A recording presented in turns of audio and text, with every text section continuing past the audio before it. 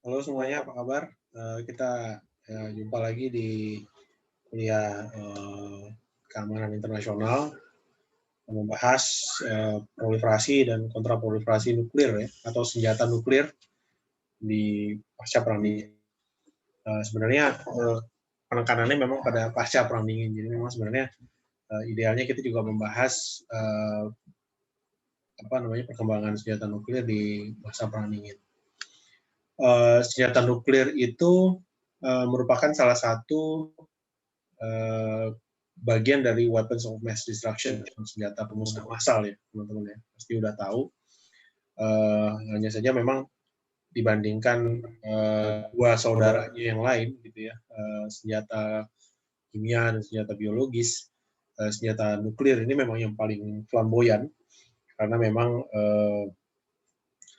daya hancurnya yang luar biasa dan persaingan geopolitik yang ditimbulkannya khususnya di masa perang dingin. Setelah perang dingin berakhir pun senjata nuklir tidak kehilangan pamornya, gitu. Dia tetap menjadi agenda penting sebab negara yang beraspirasi untuk memiliki senjata nuklir itu tidak hanya negara-negara pemenang Perang Dunia II atau negara-negara DKPBB atau Big Five gitu ya, tetapi juga negara-negara lain juga punya aspirasi untuk memiliki senjata nuklir. Dan tidak hanya senjata nuklir, tetapi juga teknologi nuklir yang sampai saat ini masih merupakan alternatif yang paling bisa diandalkan, saya kira ya, untuk sebagai sumber energi ya, alternatif.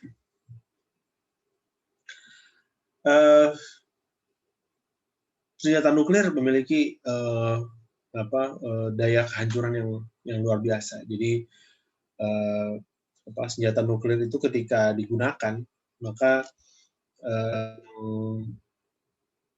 senjata nuklir itu menghasilkan beberapa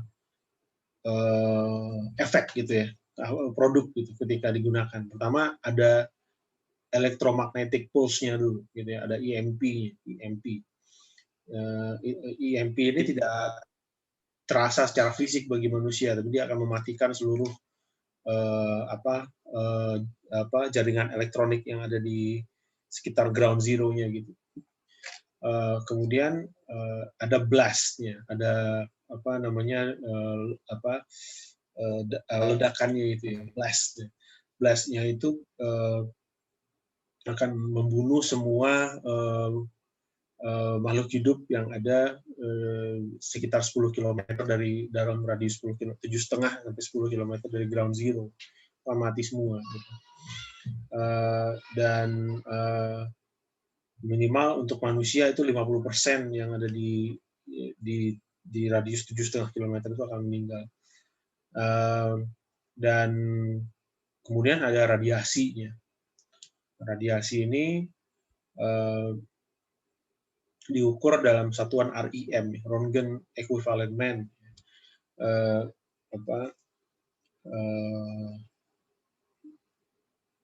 yang dikeluarkan oleh senjata nuklir setelah dia didetonasi itu adalah radiasi, dan radiasinya ini bisa tertiup angin juga, itu tersebar oleh angin. Jadi tidak hanya mereka yang terkena itu tidak hanya yang ada di dekat dengan ground zero, tapi juga lebih jauh dari itu. Nah, saya akan bahas terlebih dahulu apa yang dimaksud dengan proliferasi senjata nuklir. Nah, proliferasi senjata nuklir itu memiliki sejumlah definisi, dan yang menarik di sini adalah sebenarnya proliferasi senjata nuklir itu bisa bersifat vertikal, bisa bersifat horizontal. Sebenarnya sederhananya begitu. Kalau di sini saya sebutkan ada spread of nuclear capabilities. Kalau spread of nuclear capabilities berarti proliferasi horizontal. Ya. Jadi persebaran kapabilitas senjata nuklir melingkupi negara-negara baru. Kapabilitas itu sendiri belum tentu senjata nuklir gitu ya. Kapabilitas itu berarti kemampuan ilmuannya untuk mengembangkan senjata nuklir, keberadaan blueprint, keberadaan program, atau kemampuan untuk mengembangkan nuklir secara damai, gitu. Belum tentu senjata. Kemudian development of nuclear weapons. Development of nuclear weapons itu barulah yang disebut dengan program pengembangan senjata nuklir. Belum tentu ada nuclear weapons ya, tetapi ada programnya saja. Itu sebagian ilmuwan dan pengambil kebijakan sudah mendefinisikannya sebagai proliferasi nuklir. Kemudian joining the nuclear club itu berarti memiliki senjata nuklir. Kemudian the import or export of weapon-related technologies. Teknologi-teknologi yang ada di dalam pengembangan senjata nuklir itu adalah teknologi dual use ya teman-teman. Jadi teknologi-teknologi yang juga digunakan untuk pengembangan nuklir sebagai sumber daya energi. Jadi teknologi-teknologi yang berkaitan dengan pengembangan nuklir sebagai sumber energi, dengan pengembangan nuklir sebagai senjata itu ada yang bersinggungan, beririsan. Nah, sehingga import ekspornya itu bisa dideteksi atau bisa diidentifikasi sebagai proliferasi. Kemudian the next incremental addition to the number of nuclear weapon states. Berarti ini hampir sama dengan joining the nuclear club. Ya, berarti adanya tambahan satu negara yang memiliki senjata nuklir. Kemudian becoming a nuclear weapon state. Ya, nuclear weapon state itu sekarang ya ini hampir sama ya, join nuclear club atau the number of nuclear weapon states ya. Kemudian nuclear weapon state itu sekarang adalah P5 ya, negara-negara anggota DK plus Korea Utara, India dan Pakistan dan Israel. Ya. Kemudian becoming nuclear power. Nuclear power itu berarti dia tidak hanya memiliki senjata nuklir, tapi memiliki senjata nuklir dalam jumlah yang hampir ribuan, bisa dikatakan ribuan hulu ledak nuklir, ya. Dan memiliki pembangkit listrik tenaga nuklir yang signifikan. The spread of nuclear weapon and technology and materials. Ada nuclear weapons-nya, teknologisnya, kemudian materials. Nah, ya, jadi teknologi itu seperti peluncur, itu juga bisa dikatakan sebagai bagian dari proliferasi nuklir. Sementara materials itu seperti uranium, plutonium itu juga bisa dikatakan sebagai proliferasi. Jadi yang manakah yang merupakan proliferasi? Ya bisa dikatakan semua ini. Ya, proliferasi itu berarti penyebaran materialnya, penyebaran teknologinya, penyebaran senjata nuklirnya itu sendiri, kemudian penambahan anggota nuklir club atau pemilik senjata nuklir, ya, dan kapabilitas. Jadi dengan kata lain tidak ada definisi atau kriteria aplikatif yang bisa diterima universal untuk menentukan peristiwa apa yang menandai terjadinya proliferasi. Sehingga identifikasi terjadi proliferasi biasanya didasarkan pada asumsi a priori. Apa itu asumsi a priori? Asumsi yang ditetapkan secara subjektif oleh si pengamat, begitu ya. Siapakah itu? Ya negara berdaulat, ya, pemerintah, ya, yang memiliki concern. Jadi pemerintah bisa memiliki asumsi a priori tentang apa yang dimaksud dengan proliferasi. Nah, ini menimbulkan persoalan akademik. Terlalu banyak cara mendefinisikan dan mengidentifikasi kejadian proliferasi dan siapa proliferator yang bertanggung jawab. Ada negara-negara dengan proliferasi yang sangat minim, ya, misalnya hanya memiliki program atau blueprint saja, dianggap sudah memiliki suatu pengembangan senjata nuklir yang serius dan harus ditindak, gitu, seperti yang terjadi pada Irak, gitu ya. Tidak jelas program nuklirnya itu sampai mana, tapi akhirnya menjadi subjek dari tindakan disiplin, gitu juga ya. Ada negara-negara yang memiliki senjata nuklir, tetapi tidak dianggap sebagai suatu proliferasi yang harus ditindak, gitu. Jadi mendefinisikan bahwa suatu negara itu melakukan proliferasi atau tidak, itu saja seperti mendefinisikan terorisme itu apa, begitu ya, karena itu yang definisi kemudian akan menentukan tindakan. Dari sisi pengambilan kebijakan bermasalah karena pencegahan proliferasi sulit dilakukan, dipersulit dengan politisasi penentuan proliferasi dan proliferator. Jadi penentukan proliferasi dan proliferator, proliferasi itu berarti kejadian proliferasi, proliferator itu berarti aktor yang melakukan proliferasi, gitu, itu memiliki implikasi politik keamanan, begitu ya teman-teman ya. Sehingga inilah yang kemudian memiliki persoalan kebijakan. Nah, siapa yang bertanggung jawab untuk mendeteksi, menunjuk, dan merespon proliferasi pada negara-negara berdaulat? Ya itulah sebenarnya tanggung jawab tersebut bersanding pada negara-negara berdaulat juga.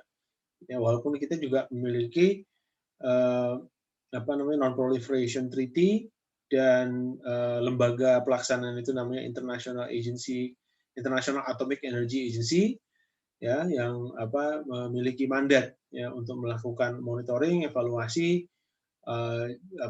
tetapi IAEA itu tidak lebih kuat dari negara anggotanya. Gitu. Jadi negara-negara anggota juga lah yang memberikan mandat pada IAEA sebagai pelaksana NPT. Gitu. Nah, sehingga bisa dikatakan bahwa IAEA itu juga kekuatannya tidak lebih dari negara berdaulat. Maka negara yang harus menentukan apakah proliferasi itu telah terjadi. Ini bisa terjadi lewat intelligence gathering yang mereka lakukan sendiri-sendiri. Nah, dengan kriteria yang mereka buat sendiri. Walaupun IAEA juga punya safeguard mechanism ya, tapi safeguard mechanism ini hanya bisa diterapkan dengan kesepakatan negara-negara berdaulat. Sehingga fakta yang sama, misalnya pengayaan uranium bisa diinterpretasikan dengan cara yang berbeda oleh dua negara atau lebih. Jadi pengayaan uranium itu adalah proses yang ada di dalam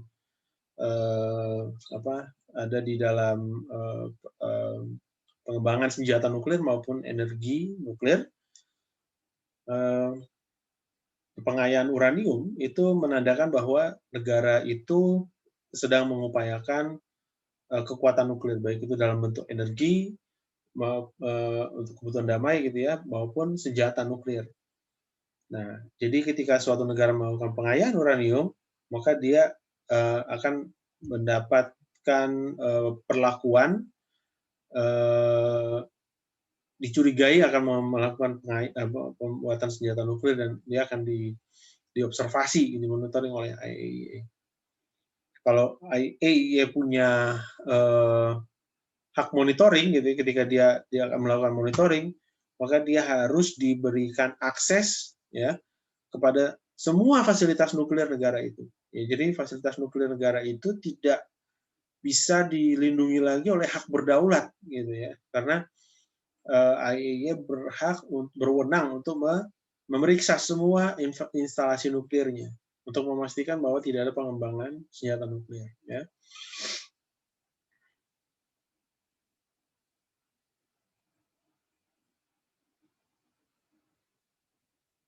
Ya, jadi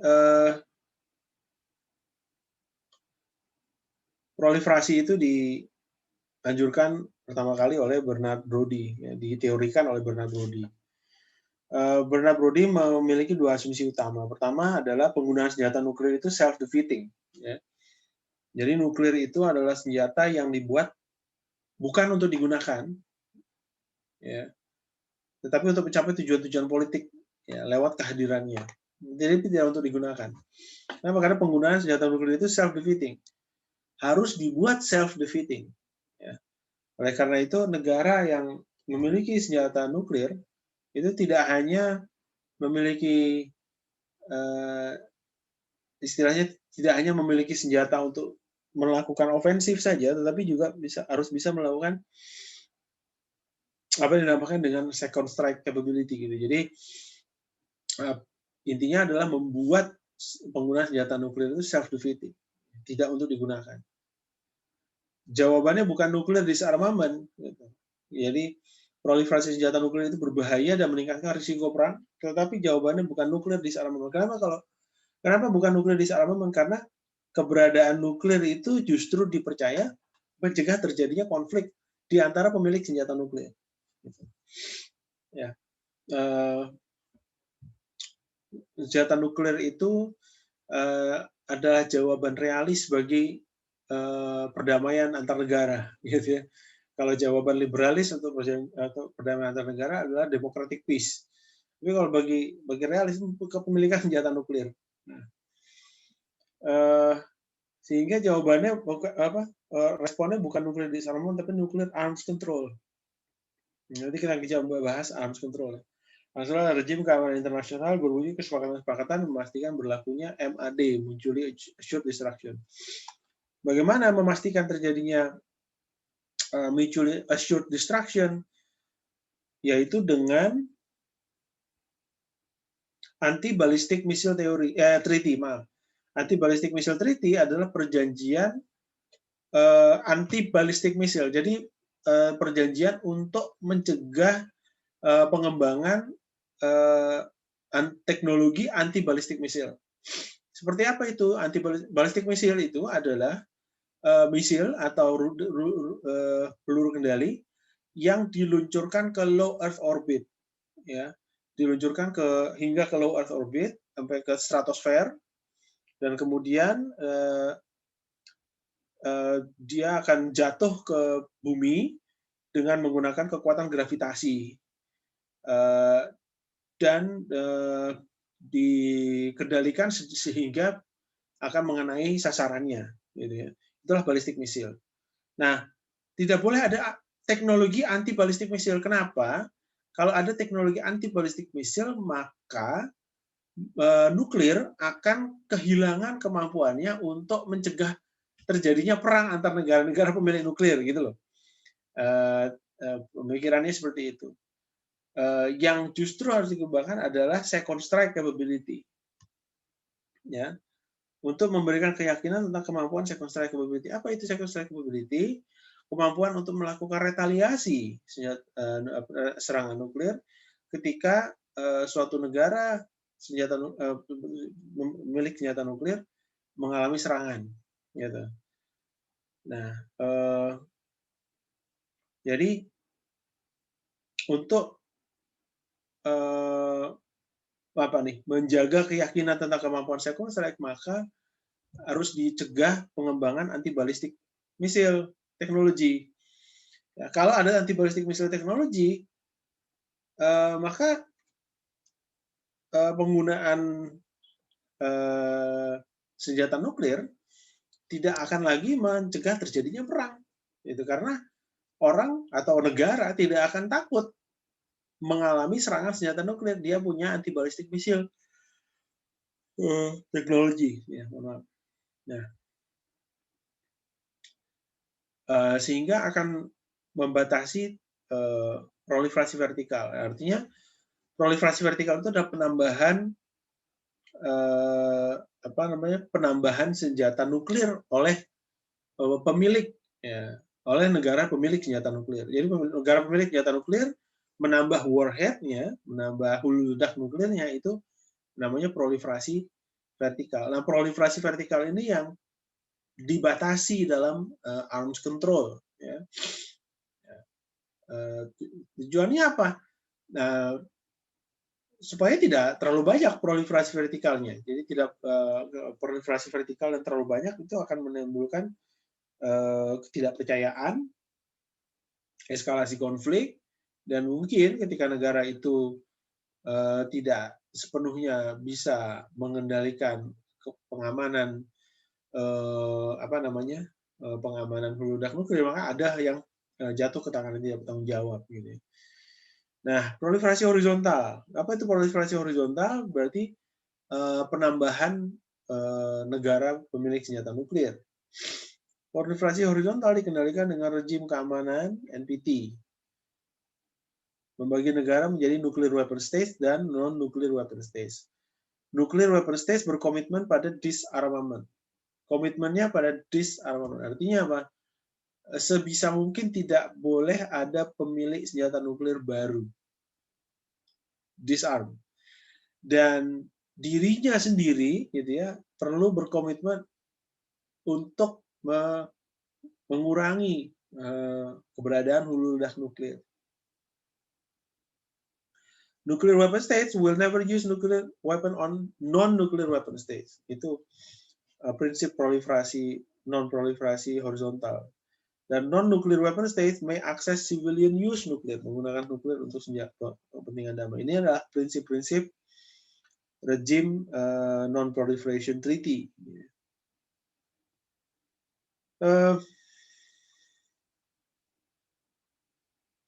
Ini adalah prinsip nuclear deterrence dari neorealis ya. They make the cost of war frighteningly high. Apa nih they? They itu adalah senjata nuklir. And thus discourage states from starting any wars that might lead to the use of nuclear weapons. Jadi akan mendiscourage penggunaan dilakukannya perang ya antar negara-negara pemilik senjata nuklir. While terrifying in its prospect, the concept of MAD gave states the ultimate incentive to forgo military aggression towards nuclear weapon states and the nations under their nuclear umbrella. Apa itu nations under their nuclear umbrella? Jadi negara-negara yang dilindungi oleh jangkauan senjata nuklirnya. Ya ini memang yang kemudian bisa kita lihat dalam perang dingin tidak pernah terjadi pertemuan antara tentara Amerika Serikat dan tentara Rusia, tetapi memang proksi-proksi mereka berperang ya. Kemudian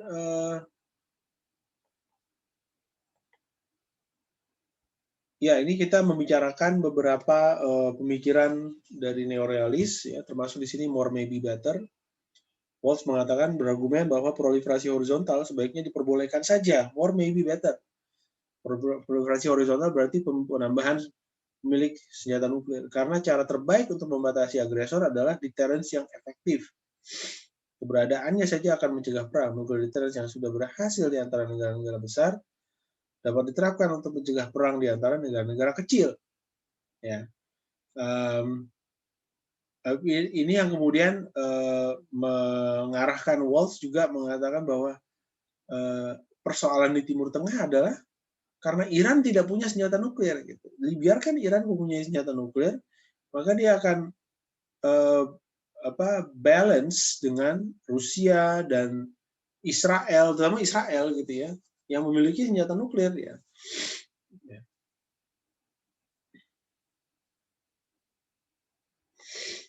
Kemudian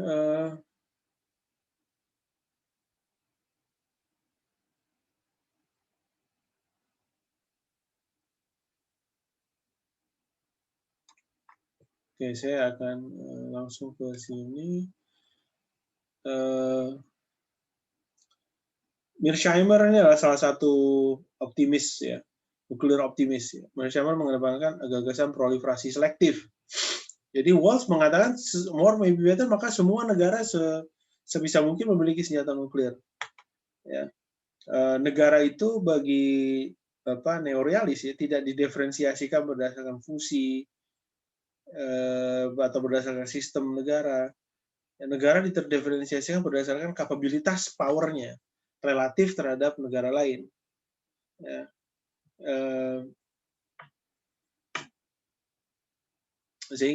Jadi karakteristik negara ya, kemampuan negara untuk mengelola senjata nuklir itu tidak menjadi perhatian neorealis. Tapi itu menjadi perhatian Mearsheimer. Ya, Mearsheimer mengatakan bahwa more may be better, fine, tapi harus diberi catatan bahwa tidak semua negara layak melakukan akuisisi senjata nuklir, tetapi hanya yang berkualifikasi saja, baik itu dari sisi distribusi kapabilitas maupun intensi. Ya. Jadi dari sisi distribusi kapabilitas penting, tidak semua negara perlu memiliki senjata nuklir. Hanya yang mengalami ketimpangan distribusi kapabilitas, gitu ya. Suatu negara yang berkonflik dengan negara lain, satu punya senjata nuklir, satu tidak. Nah, ini harus dua-duanya punya. Ya. Kemudian ini dikatakan, although mutual possession of nuclear weapon may make nuclear exchange between parties to a conflict unlikely, states will nonetheless behave much as they have in the past, that is to seek increments to their relative security through offensive power maximizing actions. Although the advent of nuclear weaponry dampens this enduring truth of international politics, it by no means extinguishes it. Jadi keberadaan senjata nuklir tidak merubah karakter negara, gitu ya. Negara tetap merupakan power maximizing actor,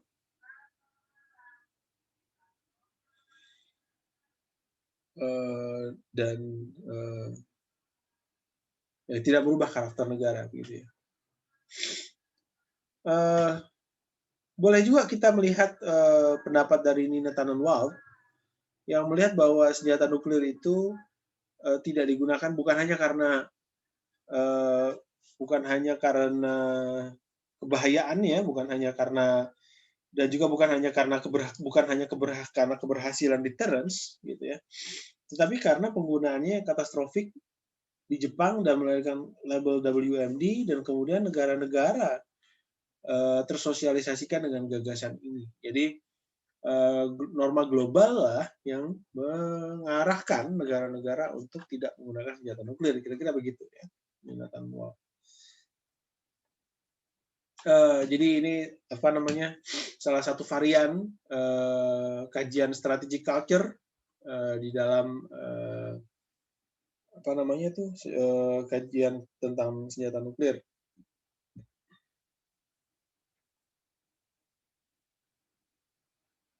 Nah, baik negara pemilik senjata nuklir maupun negara yang tidak memiliki senjata nuklir pada saat ini sebenarnya tidak terlalu puas dengan Non-Proliferation Treaty. Negara pemilik senjata nuklir itu melihat NPT masih memungkinkan terjadinya kecurangan. Negara-negara yang memiliki pengembangan senjata nuklir tapi tidak terdeteksi. Ada saja negara yang curang yang tidak bisa berdiri secara equal dengan NWS. NWS melihat, Nuclear Weapon States melihat bahwa negara-negara yang curang, negara-negara yang cenderung tidak transparan dengan program senjata nuklirnya, cenderung menyembunyikan, itu tidak layak untuk menjadi negara pemilik senjata nuklir. Negara-negara curang diasumsikan oleh NWS sebagai non-demokrasi, curang, rogue states, dan mengidentifikasikan diri mereka sebagai good states, demokratik dan patuh. Jadi ada mosi tidak percaya dari pemilik senjata nuklir terhadap arsitektur keamanan nuklir yang ada di dunia saat ini dengan NPT itu. Nah, sementara bagi negara-negara selatan atau negara-negara non-nuclear weapons, label rogue state dan axis of will adalah manifestasi neo-imperialis. Bagi mereka negara-negara utara, khususnya nuclear weapon states, norma dan hukum internasional justru bisa memfasilitasi ketimpangan penataan nuklir yang menguntungkan negara-negara curang. Ya, jadi ini ya itulah perbedaan apa yang dipikirkan oleh nuclear weapon states dan non-nuclear weapon states. Ya. Negara sini katakan negara selatan yang pernah mencoba opsi nuklir melihat NPT sebagai institusi membatasi kekuatan, jadi membatasi kekuatan Amerika Serikat dan nuclear weapon states lainnya. Jadi dengan adanya NPT, negara-negara pemilik senjata nuklir tidak bisa begitu saja memperluas payung nuklirnya gitu, dan kemudian menjadikan negara-negara lain sebagai klien, ya. Dan juga tidak bisa begitu saja menambah stockpile dari hulu ledak nuklirnya. Nah, di sisi lain dimungkinkan terjadinya preemptive strike terhadap rogue states yang kemudian non-nuclear weapon states merasa terancam oleh Amerika Serikat dan aliansinya dan membangun kapasitas nuklir sendiri. Artinya non-nuclear weapon states yang beraspirasi ya, untuk memiliki senjata nuklir ya, akan terus-menerus berada dalam bayang-bayang preemptive strike ya, dan kemudian justru menimbulkan ketidakamanan bagi mereka. Ini adalah beberapa ini adalah pandangan-pandangan dari nuclear weapons maupun non-nuclear weapon states yang beraspirasi untuk memiliki senjata nuklir. Mereka non-nuclear weapon states cenderung bergantung pada NPT untuk membatasi kekuatan kekuatan negara-negara utara, kekuatan nuclear weapon states untuk membatasi kekuatan mereka, membatasi kekuatan globalnya gitu. Sementara bagi nuclear weapon states, mereka menginginkan supaya NPT ini lebih bergigi, lebih kuat, ya, dan memungkinkan dilakukannya preemptive strike ya, bagi negara-negara yang memiliki program senjata nuklir. Beberapa bentuk arms control, ini tidak hanya 8695, tapi di sini juga ada yang lain gitu ya. Ada Strategic Arms Limitation Talks itu tahun 69 dan 79. Strategic Arms Limitation Talk itu yang barangkali yang pertama lah ya, untuk membatasi hulu ledak nuklir. Ini adalah kesepakatan antara Amerika Serikat dan Uni Soviet, ditandatangani di Helsinki tahun 69, dan kemudian ada lagi SALT II itu tahun 79 yang tidak diratifikasi oleh Senat Amerika Serikat karena kemudian Soviet melakukan invasi terhadap Afghanistan.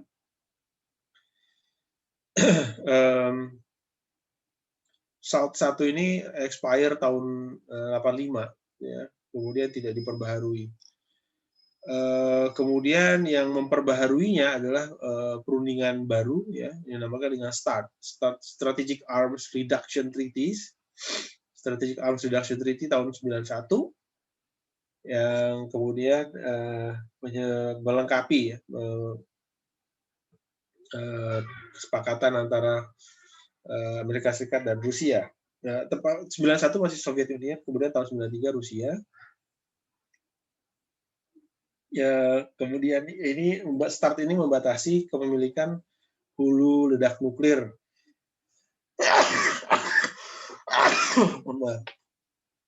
Kepemilikan hulu ledak nuklir, multiple warhead, ya, hulu ledak nuklir yang jamak di satu peluncur. Dan ada beberapa kesepakatan arms control lainnya.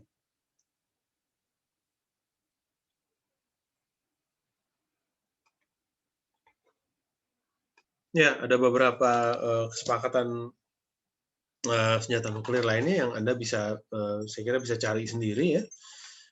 Di sini yang menarik mungkin di sini ada non-Luger Cooperative Threat Reduction. Ya. Non-Luger Cooperative Threat Reduction ini adalah kebijakan Amerika Serikat. Non-Luger itu nama orang ya, ada orang namanya Nunn dan Lugar, ya, senator Amerika Serikat, yang kemudian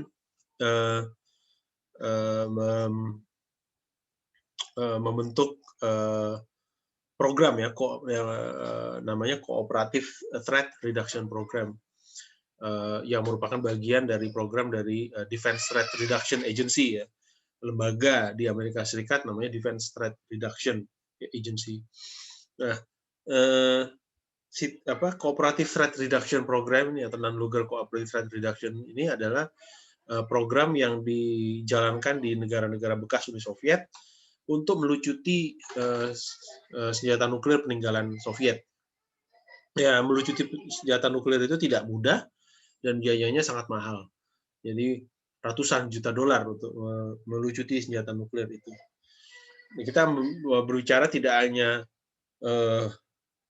hulu ledak nuklir dan peluncurnya, tetapi juga misalnya kapal selam nuklir, itu yang juga dilucuti. Kemudian ada penguatan IAEA.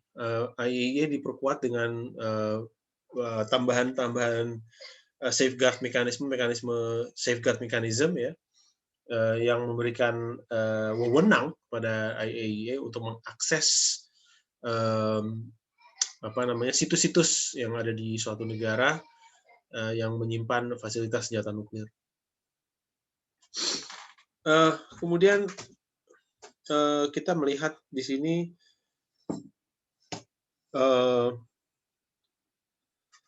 penemuan narasi rogue state ya. Saya akan ke sini deh, saya akan nah ini dia, ini aja yang saya kira lebih penting. Why the temptation to go nuclear ya.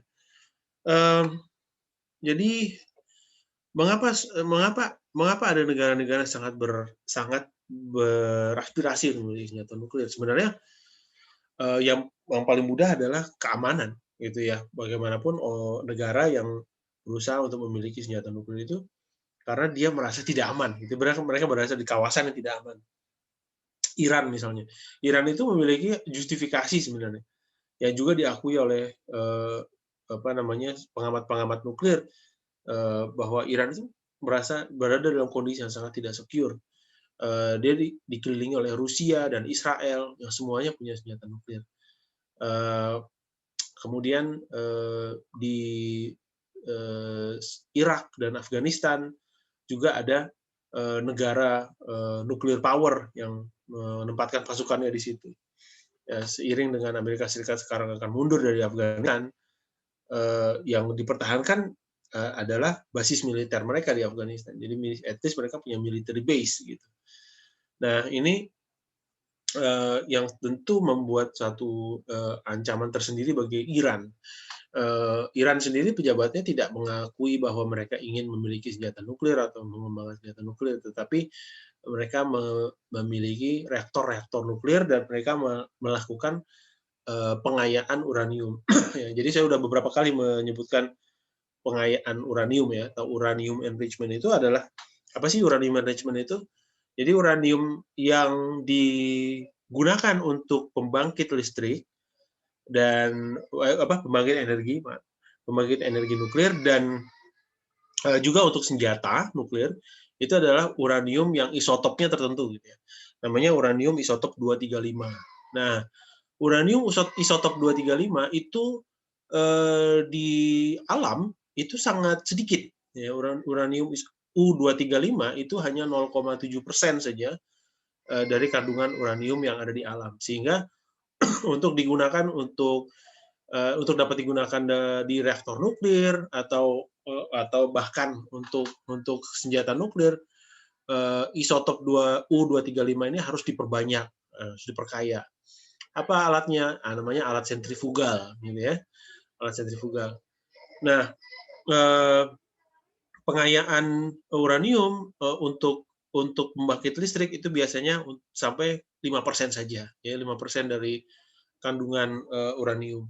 Tapi untuk senjata nuklir maka uranium U235 isotop 235 ini harus mencapai 90% dari uraniumnya.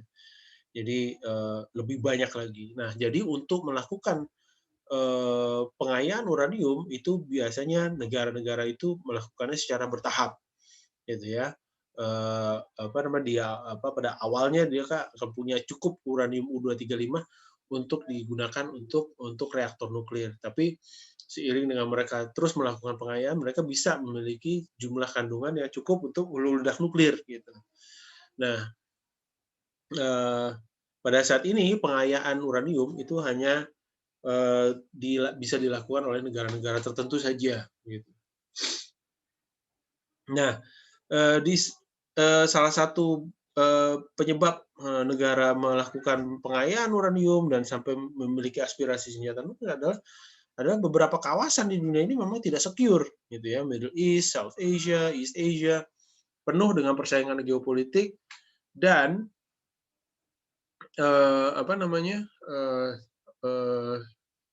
upaya penggentaran yang maupun perlombaan senjata ya. bandingkan misalnya dengan Amerika Latin, South Pacific, ya negara-negara Pasifik Selatan dan Afrika yang cenderung diisi oleh negara-negara yang menengah ke bawah gitu ya kekuatannya, dan tidak bersaing gitu, tidak terlalu ada persaingan geopolitik gitu. Kemudian ada negara-negara yang terlibat konflik atau diancam oleh Amerika Serikat gitu ya. Dan kemudian membutuhkan senjata nuklir sebagai bargaining cards, ya, sebagai leverage atau daya tawar, begitu ya. Israel, India, dan Pakistan itu saling berkonflik, berada dalam intensif konflik with each other. Israel berkonflik dengan Suriah, dengan semua negara yang ada menjadi tetangganya, ya. Iran dan Korea Utara itu mendapat ancaman dari Amerika Serikat, mereka butuh daya tawar. Nuclear weapons as the great equalizer. You do not challenge the US unless you possess nuclear weapon. The great equalizer artinya negara yang sebenarnya negara lemah, Korea Utara itu jauh-jauh lebih lemah daripada Amerika Serikat, akan mendapat perhatian Amerika Serikat karena dia memiliki senjata nuklir dan beraliansi dengan China, gitu ya. For India, NPT is illegitimate in freezing nuclear status quo and perpetuating Northern domination over the South. Ini India mewakili nuclear power dari negara-negara selatan, ya, di antara negara-negara selatan ya yang merupakan nuclear power ya India dan Pakistan. India yang kemudian merasa bahwa NPT, ya dia bukan bagian dari NPT, dia bilang bahwa NPT itu illegitimate, ya, karena apa? Mempersulit negara-negara yang tidak punya senjata nuklir untuk memiliki bukan hanya senjata tapi bahkan mempersulit negara-negara untuk memiliki kekuatan nuklir, gitu ya. Jadi untuk memiliki pembangkit energi nuklir saja sekarang itu semakin sulit, ya, karena tidak bisa melakukan proliferasi U-235 secara mandiri, meskipun kita punya uranium, gitu ya. Misalnya Indonesia tuh punya uranium, ya. Di Papua itu juga ada kandungan uranium di situ, tapi tidak bisa digunakan karena tidak bisa melakukan pengayaan sendiri.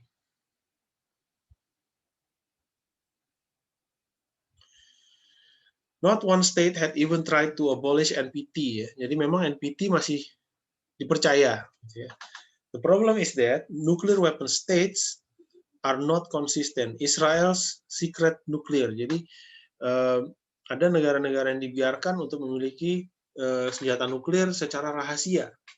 Chemical and biological weapon program are tolerated. India's nuclear status is recognized. Pakistan and North Korea are supported. Jadi ada negara-negara yang ditolerir dan didukung untuk memiliki senjata nuklir, tapi ada negara-negara yang tidak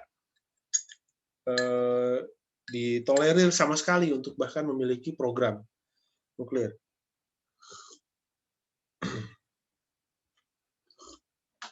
Kemudian di sini dikatakan, while military option to disarm weaker states are not excluded, the long-term effort should be in eliminating insecurity of these states. Jadi kalau Iran, Korea Utara itu mau dicegah dari kepemilikan senjata nuklir, maka mereka harus dijamin keamanannya, gitu kira-kira, ya.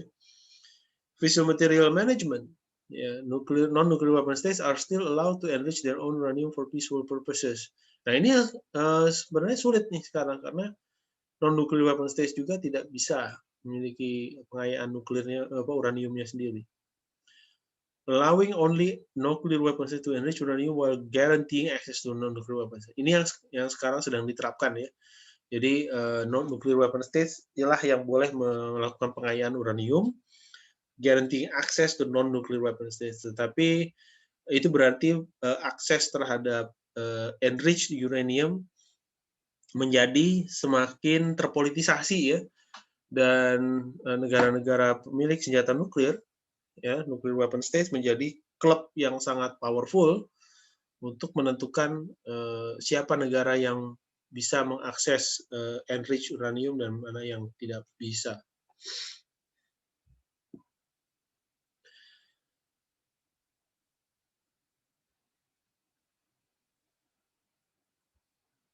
Nah, kemudian ada fenomena lain di dalam studi senjata nuklir yang namanya preventive war motivations. Ya.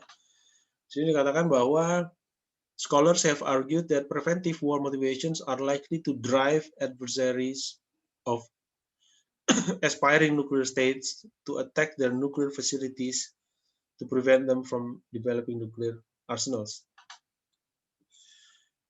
Adversaries of aspiring nuclear states, jadi musuh dari negara-negara yang ingin memiliki senjata nuklir, beraspirasi ya memiliki senjata nuklir, ya, sudah mempunyai program. Ya. Misalnya di sini Norwegia, Amerika Serikat, Inggris, dan Irak melakukan serangan terhadap Jerman dalam Perang Dunia II. Jadi adversariesnya Norwegia, UK, US, Irak terhadap Jerman di Perang Dunia II. Iran strike against Iraqi nuclear facilities tahun 80. Iran melakukan adversary dari Irak ya melakukan serangan. Ini adalah serangan-serangan yang dimotivasi untuk mencegah, ya, dimotivasi oleh keinginan mencegah negara musuh memiliki senjata nuklir.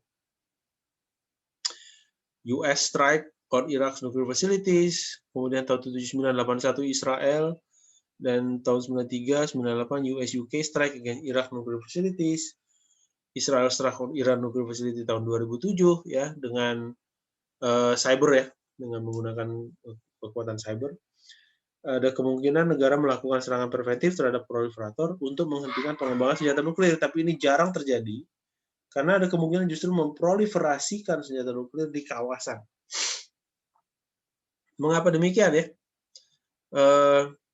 Serangan preventif itu bisa mendorong negara-negara lain yang memiliki fasilitas nuklir untuk mengembangkan senjata nuklir untuk menimbulkan penggentaran terhadap serangan. Nah, kemudian yang kedua, preventive strike itu justru akan mengakibatkan munculnya dukungan bagi negara yang diserang dan menguatkan legitimasi program senjata nuklir di antara publik, domestik, dan kawasan. Jadi kita bisa melihat di Iran misalnya, dukungan terhadap program senjata nuklir itu sangat kuat, gitu ya. Seiring dengan Iran diserang oleh Israel, oleh mungkin juga dihalang-halangi oleh Amerika Serikat, gitu ya, untuk memiliki senjata nuklir, semakin kuat justru dukungan publiknya, dan juga dukungan dari negara kawasan, ya, negara-negara yang Syiah, ya, negara-negara dengan yang mendukung Iran itu mendukung kepemilikan senjata nuklir. Pemimpin negara yang mengalami serangan akan mengupayakan percepatan program, ya, justru akan melakukan percepatan program untuk benar-benar menggunakan senjata nuklir.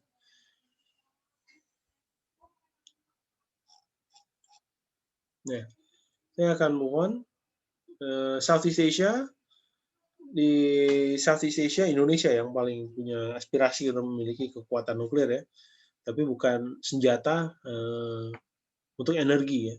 Dan seluruh Asia Tenggara itu tidak ada yang memiliki aspirasi untuk memiliki senjata nuklir, tapi untuk energi kita punya ambisi yang cukup tinggi. Dan persoalannya sebenarnya bukan negara-negara Asia Tenggara, tapi negara-negara seperti Amerika Serikat ya, yang menggunakan kapal selam nuklir dan kemudian berlalu lalang di perairan Asia Tenggara. Kemudian kita tentunya juga concern dengan nuclear black market. Ini adalah proliferan ya dari senjata nuklir yang berada di luar jangkauan kendali pemerintah. Ada 3 tipe aktor dalam proliferasi nuklir di pasar gelap. Yang pertama adalah buyers, states like Libya, non-state actors like terrorist groups, ya. Sellers, states like Pakistan or non-state actors such as engineering firm in Europe, ya.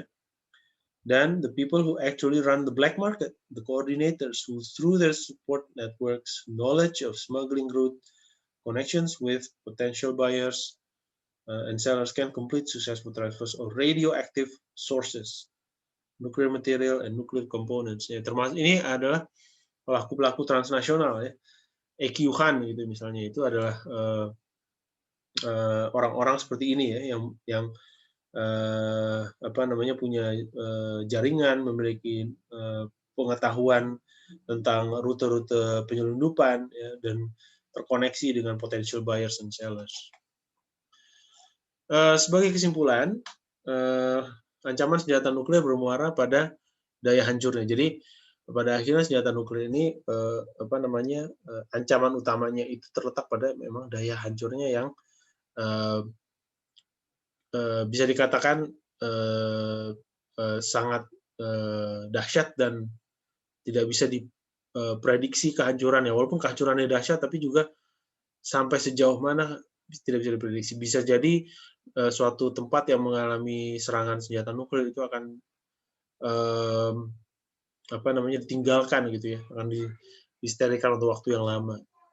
Presiden penggunaannya di masa lalu membuat apa namanya, orang tersosialisasikan dengan gagasan bahwa senjata nuklir itu sangat destruktif, apa juga accidents yang terjadi di reaktor-reaktor nuklir yang ada di Jepang, kemudian di Rusia, itu juga membuat gagasan bahwa nuklir itu sesuatu yang tidak bisa diremehkan. Jadi senjata nuklir itu apa, itu yang menimbulkan postur ancaman senjata nuklir. Negara maju bersikap ya apa namanya, sikap negara-negara maju mempengaruhi optimisme terhadap non-proliferasi. Sikap negara-negara maju ambigu gitu ya terhadap apa namanya, penegakan non-proliferasi. Jadi ada negara-negara yang tolerir, ada negara-negara yang dimusuhi gitu.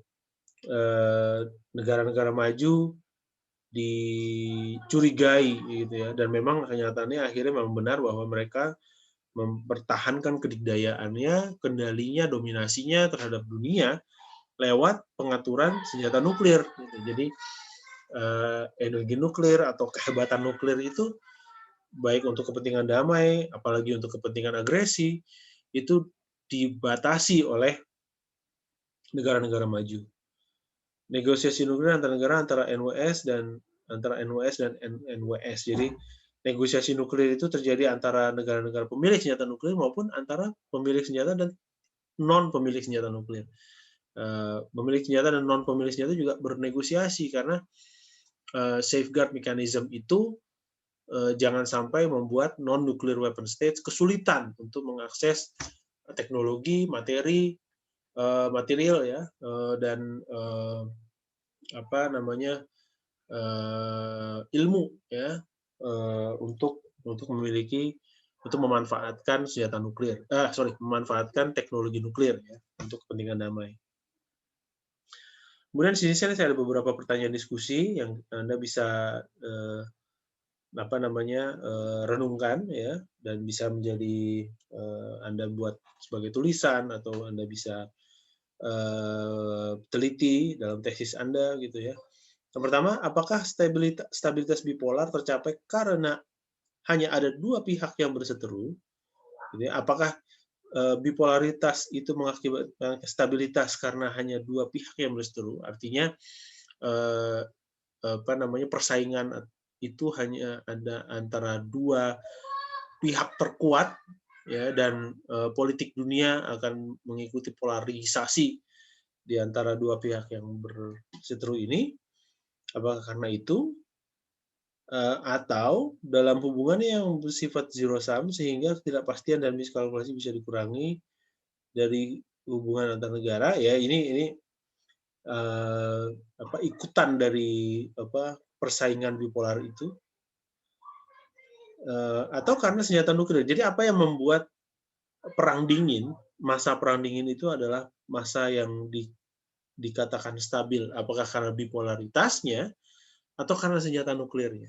Ya mungkin dua-duanya gitu ya. Tapi bisa direnungkan mana yang lebih berperan dalam menciptakan persepsi stabilitas. Saya kira persepsi stabilitas ya di masa perang dingin. Apakah karena persaingan bipolarnya? Karena persaingan bipolar itu kemudian zero sum, ketidakpastian dan miskalkulasi bisa dikurangi, atau karena senjata nuklir. Kemudian Obama mengatakan tahun 2009, the threat of global nuclear war has gone down, but the risk of nuclear attack has gone up. Ya. Kenapa ini terjadi? Ya, kenapa risiko nuclear attack, risiko perserangan nuklir itu justru meningkat, sementara ancaman global nuclear war, ancaman perang nuklir global itu menurun. Apakah bahaya perang nuklir lebih besar daripada lebih besar pada masa pasca atau pada saat perang dingin? Kemudian deterrence, pengentaran, contributes to prevention of major war, but provides legitimacy to nuclear weapons. Ya, penggentaran dengan senjata nuklir mencegah major war, tapi membuat legitimasi untuk memiliki senjata nuklir. Jadi deterrence itu menciptakan legitimasi untuk kepemilikan senjata nuklir, karena nuclear weapon is the ultimate deterrence. Is it harder or easier to prevent nuclear war from happening today compared to the Cold War years? Apakah lebih mudah atau lebih sulit mencegah perang nuklir terjadi di masa sekarang atau di masa perang dingin? Can deterrence work without nuclear weapons? Apakah mungkin deterrence dicapai tanpa kepemilikan senjata nuklir? Ya, tentu kita mempertimbangkan teknologi-teknologi persenjataan yang juga bisa menciptakan deterrence. Kemudian, what is the impact of acquisition of nuclear weapons by small power? Apa implikasi dari kepemilikan senjata nuklir oleh negara kecil atau oleh non-negara? Gitu ya. To what extent does the strategic nuclear deterrence notion, pemikiran strategic nuclear deterrence, oblige atau memberi mandat maintenance of nuclear weapons capability of major powers today? Jadi sejauh mana pemikiran tentang deterrence yang dicapai dengan kepemilikan senjata nuklir atau strategic nuclear deterrence itu membuahkan suatu tanggung jawab ya untuk memelihara kapabilitas senjata nuklir. Ya, jadi sejauh mana major powers atau kekuatan-kekuatan besar saat ini terdorong untuk memiliki senjata nuklir agar bisa memiliki kemampuan penggentaran, gitu. Apakah saat ini kekuatan negara-negara besar, apakah saat ini negara-negara besar masih beraspirasi, ya? Khususnya Jepang misalnya, Jerman, apalagi negara-negara kuat tapi tidak punya nuklir. Apakah mereka beraspirasi untuk punya senjata nuklir? Ya. Kemudian, does the taboo in the resort to use nuclear originate from morality or the advance in conventional weapons technology? Apakah tabu yang dalam penggunaan senjata nuklir itu disebabkan oleh moralitas, ya, keinginan untuk mencegah pertumpahan darah karena penggunaan senjata nuklir, atau karena kemajuan teknologi senjata yang akibatnya adalah tidak diperlukan lagi kepemilikan senjata nuklir atau penggunaan senjata nuklir karena conventional weapons teknologi yang sudah semakin maju. Nah, itu kira-kira ya. Baik, saya kira sampai di situ paparan saya. Bagi teman-teman yang merasa belum jelas, bisa memposting pertanyaan kepada saya.